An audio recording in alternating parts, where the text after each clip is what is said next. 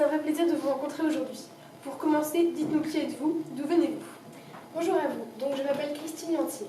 Je suis née à Strasbourg. Mes parents étaient capitaines pour mon père et une simple parisienne pour ma mère. Je n'ai jamais vraiment connu mon père car il était très absent et est mort lorsque j'avais 12 ans. J'ai vécu à Clermont avec ma mère jusqu'à sa mort, puis j'ai été élevée dans un couvent. Comment avez-vous vécu ce changement d'éducation?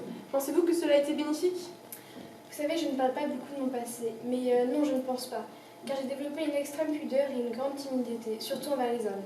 Heureusement que Claude a été là, car il m'a permis de me libérer. Claude était peintre, n'est-ce pas? Oui, c'est ça. Nous savons que vous êtes mariés, mais que représentait-il pour vous? Aimiez-vous ces peintures?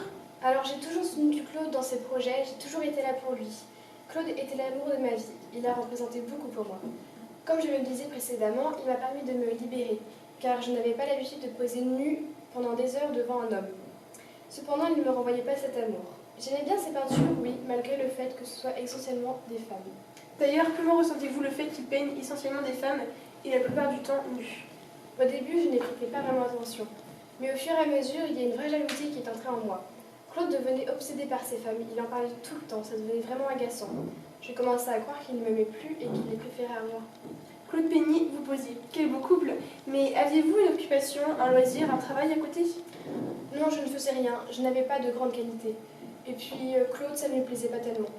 Et après, nous avons eu notre fils, Jacques, qui était malade, donc je ne pouvais pas m'absenter. D'ailleurs, à ce propos, comment avez-vous vécu ce moment difficile, la mort de Jacques?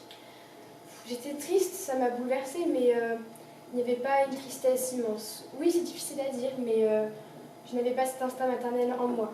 Et puis Claude s'est empressé de le peindre, donc je suis vite passée à autre chose. Très bien.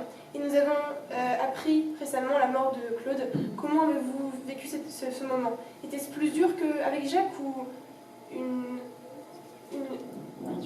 un soulagement? Oui, Claude, quand même, c'était beaucoup plus dur. Comme je le disais, c'était l'amour de ma vie, il a joué un très grand rôle. Bon, malgré le fait qu'il commençait à devenir fou et qu'il perdait la raison, je ne pensais pas que ça allait arriver si vite. C'était quand même un choc. D'accord, merci Christine pour avoir pris ce temps. À bientôt, au revoir.